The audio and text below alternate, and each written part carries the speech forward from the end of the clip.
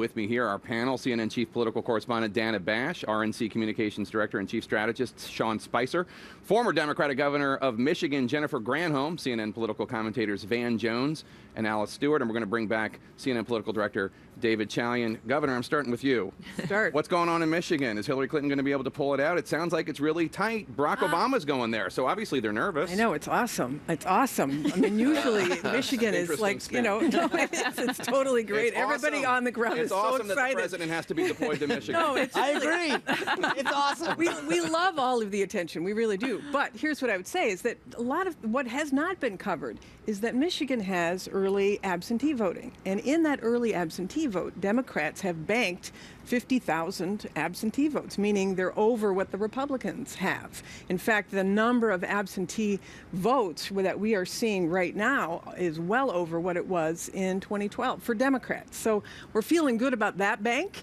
And we also know that, Election Day is going to be key. So I would say one other thing that I think it's important to realize. Michigan's demographics are very interesting because you do have a large Arab American population and you do have a significant Latino population as well. So when you combine African American, Latino, Arab American and women and millennials, the millennial vote for even in early is up. We're encouraged. Well, Sean, I wouldn't want to put my money in that bank. Well, let me I'll tell you what's going let's on think here? about right now, man. Right now. Governor, since 1988, a Republican hasn't carried Michigan. The idea that you're deploying the President of the United States 48 hours from an election to go to Michigan says that blue wall has cracked big time.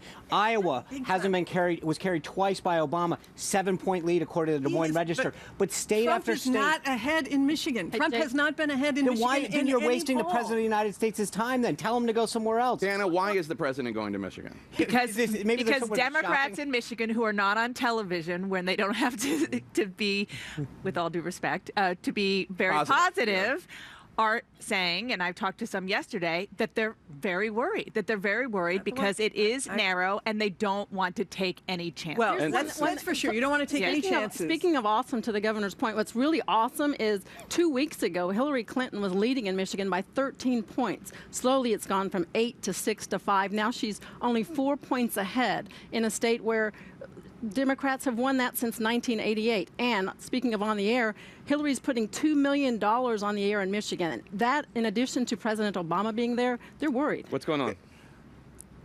Beds are damp. People are wetting their beds. You're saying Democrats are wetting their beds. In general. But that's a 4-point lead. That's within the margin of error. That's scary for Democrats. Absolutely, and I'll tell you why. There is a crack in the blue wall, and it has to do with trade. This is the ghost of Bernie Sanders. Yep. There is a discontent with some Democratic voters over trade, and some blame Hillary Clinton, and so you've got to go back there and shore back up. But here's the reality.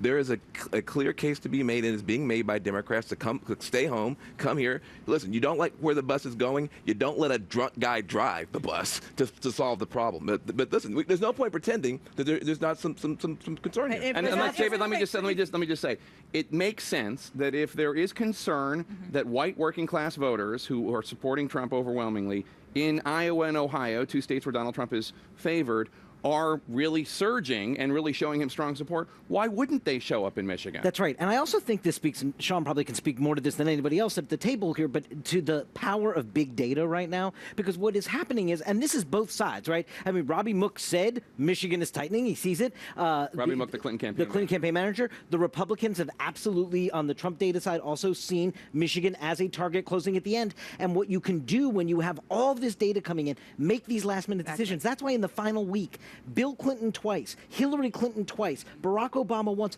That kind of firepower would not be sent to Michigan unless everybody was seeing There's no question that the polls have been tightening. I don't want to be, completely Pollyanna about it. But I would say, to your point, Van, in that very poll that you described where she's 4 points up, she gets better marks on trade than he does by 4 points because people have seen what she has said. Bernie Sanders has been there campaigning for her, and she really has been very clear about wanting to renegotiate NAFTA.